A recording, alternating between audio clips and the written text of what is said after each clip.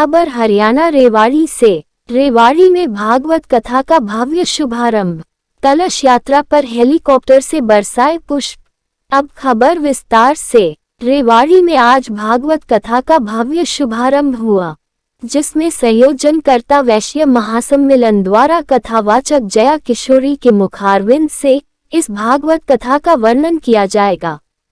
इससे पूर्व आज कलश यात्रा में लगभग 1100 महिलाओं ने कलश उठाकर आयोजन स्थल तक पहुंचाया। विशेष बात यह रही कि कलश यात्रा पर हेलीकॉप्टर द्वारा पुष्पों की वर्षा की गई।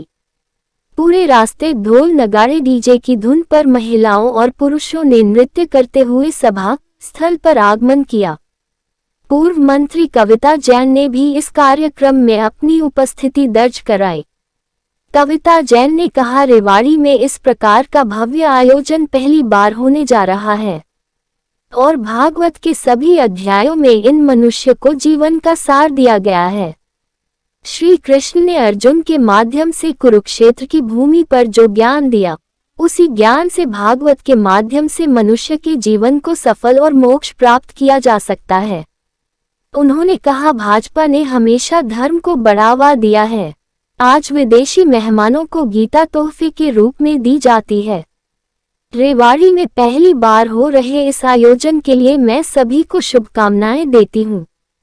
हालांकि भव्य आयोजन किया जा रहा है, परंतु अव्यवस्थाओं का बोलबाला भी रहा या कलश यात्रा के दौरान अनेक महिलाओं की चैन छीनने और जेब कतरों के कुकर्म की सूचना भी प्राप्त हुई।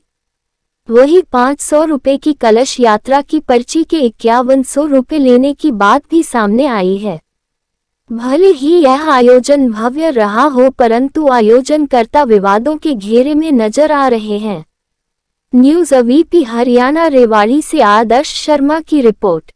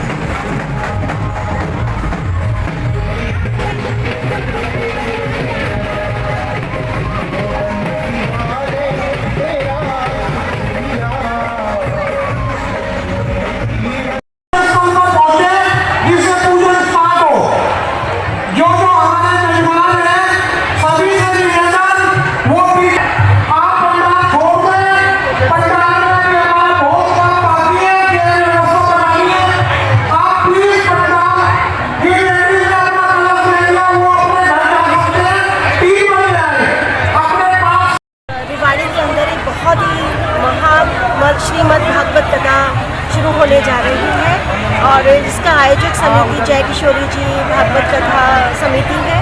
और मैं सभी अग्र बंधुओं को, वैश्य बंधुओं को इस आयोजन के लिए बहुत बहुत बधाई, शुभकामनाएं देती हूँ। और मेरा सौभाग्य है इस महा आयोजन में जहाँ हजारों महिलाओं ने सिर पर कलश रखकर भागवत कथा का शुभारंभ किया, मुझे भी इसमें सहभागी होने का सौभाग्य मिला।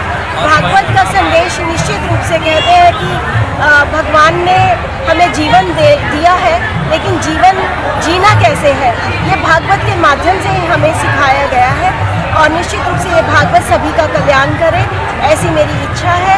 और ये न केवल रेवाड़ी के प्राणी मात्र के, बल्कि समस्त हरियाणा के अंदर इसका बहुत ही एक अच्छा मैसेज जाएगा और सभी को सुख, समृद्धि और शांति प्रदान करेगा।